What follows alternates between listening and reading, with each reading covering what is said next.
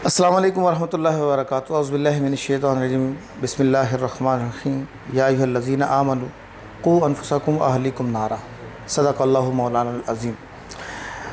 इस्लाम जो है वो सिर्फ़ एक कोई हमारी ज़ाती ज़िंदगी पर गुफ्तगू नहीं करता, बल्कि वो हमारी एक इज्तिमाई ज़िंदगी की गुफ्तगू ज़्यादा करता है। और जब हम इज्तिमाइयत की बात शुरू करते हैं तो उसमें सबसे जो पहली बात है, इज्तिमा और माशरा जो है वो घर से शुरू होता है। और घर के अंदर जो है वो इंसान जिसको अपना बेहतरीन असासा, अपनी क़ुव्वत और अपनी कमाई समझता है, वो उसकी औलाद है।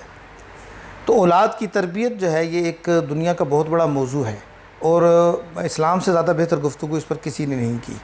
जिन लोगों ने जो है इस्लाम को छोड़कर औलाद की तरबियत के लिए मुख्तलिफ़ ज़राए इस्तेमाल करने की कोशिश की है, तो वो काफ़ी ज़्यादा जो है वो राह रास्त से हटे भी हैं।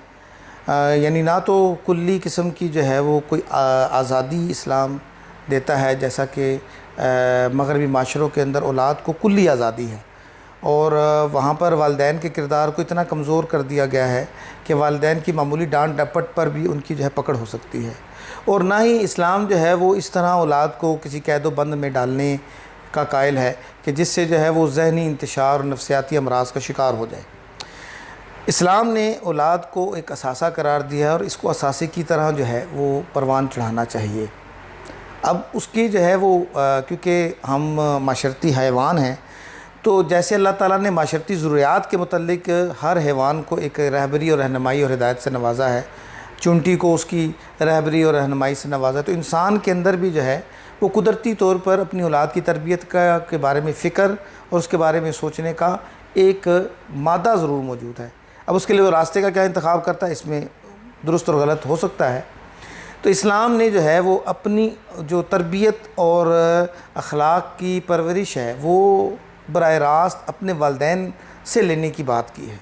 जैसे हदीस पाक में आता है कि बाप अपनी औलाद को जो कुछ देता है उसमें सबसे बेहतरीन चीज़ जो है वो अच्छी तालीम और तरबियत है। अच्छा, वहाँ पर जो है वो ये जो दो लफ्ज़ बोले जाते हैं, तालीम और तरबियत, इस पर कभी दोबारा कभी गुफ्तगू हो सकती है, लेकिन बुनियादी तौर पर इसमें अनपढ़ और पढ़े लिखे होने का ताल्लुक़ नहीं है। अच्छे अखलाक, अच्छा किरदार वो इंसान के अंदर एक सोच समझ से ताल्लुक़ रखता है, उसका डिग्री से ताल्लुक़ नहीं है। एक अनपढ़ आदमी जो है, यानी जो पढ़ा लिखा नहीं है, बगैर डिग्री के है, तो बड़े अच्छे अखलाक का मालिक भी हो सकता है, और एक इंतहाई पढ़ा लिखा जो है वो बुरे अखलाक का मालिक भी हो सकता है। तो अपनी औलाद को अच्छे अखलाक देना। अब उसमें आज के दौर की बात कर ले तो सबसे बड़ी जो है वालिदैन से कोताही क्या हो रही है कि वो अपनी औलाद के साथ बैठना छोड़ चुके हैं, अपनी औलाद को वक्त देना छोड़ चुके हैं। उसमें आप कोई भी तरबियत की बात भले ना करें, लेकिन आप अपनी औलाद के साथ बैठें, क्योंकि आपके अंदर कुछ अच्छा है जो आप माशरे में मकाम हासिल कर पाए। आपके अंदर कुछ अच्छा है जो आपके वालिदैन की तरबियत से आपको मिला है, आपके रिश्तेदारों, आपके माहौल से आपने अच्छा लिया है। और औलाद और घर वालों के सामने आदमी ना तो बहुत बुरा बन के रह सकता है, और ना ही कोई बहुत अच्छा होने की एक्टिंग कर सकता है। उनके सामने एक नेचुरल उसका किरदार होता है, और वो अच्छा किरदार औलाद में कैसे ट्रांसफ़र होगा, उसके लिए औलाद को वक्त देना ज़रूरी है। आप उनकी ज़रूरियात के मतलब बात कर सकते हैं, आप उनकी मसरूफ़ियात के मतलब बात कर सकते हैं।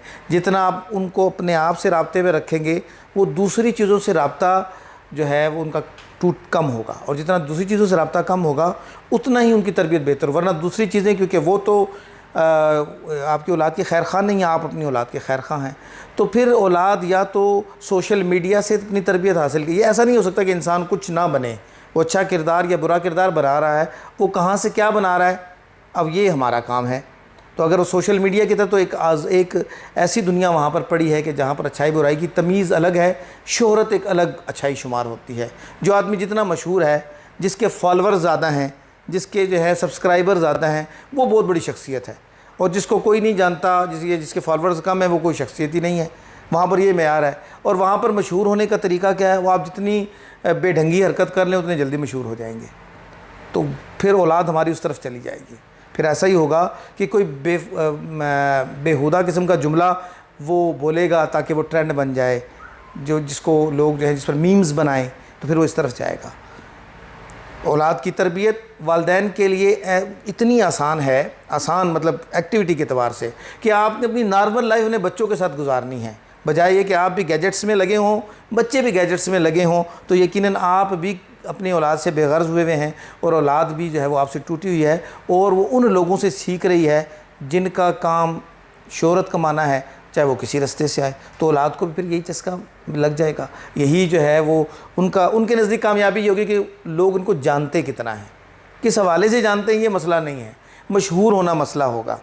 तो शोहरत की चाट लग जाएगी और शोहरत के लिए कुछ भी कर गुजरेंगे। जैसे लोग बेलिबास हो जाते हैं शोहरत के लिए, तो अब इंसान अन्नासु बिल लिबास, इंसान लिबास के साथ है। दुनिया में अल्लाह ने हर मखलूक को बग़ैर लिबास के पैदा किया है, लेकिन इंसान को बग़ैर लिबास के पैदा करने के बाद उसको लिबास का हुक्म दिया। ये इसकी अशरफुल मखलूक़ात होने की वजह से था। लेकिन वो क्या होगा, वो हैवान से भी निचले दर्जे में जाकर गिरेगा और बेलिबास होकर मशहूर होना चाहेगा। कभी किसी जानवर को बेलिबास होकर मशहूर होते देखा है? इंसान वैसा करेगा। तो अपनी औलाद के साथ राबता कायम करें और फिर बहुत सारी ऐसी पॉजिटिव चीज़ें जो आप उनसे करवा सकते हैं, क्योंकि वो दीनी हवाला है तो फिर उसमें शायद सब लोग उसको इतना ज़्यादा अमल दरामद करना मुश्किल समझते हैं, हालांकि है बहुत आसान। कोई भी दीनी मौजू पर कोई कुरान और हदीस का तर्जमा ही और बच्चे को कहेंगे मुझे पढ़कर सुनाओ। अब इसके अंदर जो है उसकी आंखें, उसके कान, उसकी ज़ुबान आपने एक मुस्बत काम में मसरूफ़ कर दी, आप ख़ुद उसमें शरीक हैं। इससे बड़ी तरबियत और क्या हो सकती है? तो ये एक रास्ता है जो हमारी औलाद की तरबियत की तरफ से जाता है। अल्लाह ताला मुझे और आपको इसकी तौफ़ीक़ अता फरमाए, सब की औलादों को महफूज रखे।